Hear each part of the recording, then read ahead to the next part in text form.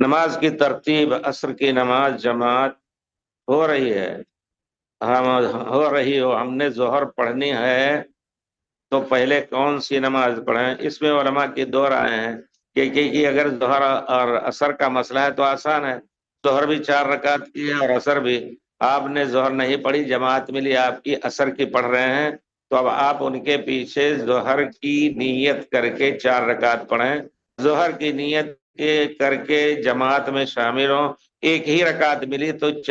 3 رکعتیں ظہر کی اور پوری کر لیں۔ لیکن جہاں تک میں لوگ جو پوچھتے ہیں مشورے کے طور پر، تو افضل یہ ہے کہ جو صلاۃ پیارے رسول نے فرمایا ہے اذا اقیمت الصلاۃ فلا صلاۃ الا المکتوبہ، اگر جماعت اقامت ہو جائے تو جو نماز کھڑی ہوئی ہے وہی پڑھنی ہے۔ تو آپ امام کے پیچھے، ظہر کا وقت تو چلا ہی گیا، قضا ہوگی، تو اب کیا کریں آپ؟ عصر کے وقت میں امام کے پیچھے بھی پڑھیں گے تب بھی قضا ہوگی، تو آپ پہلے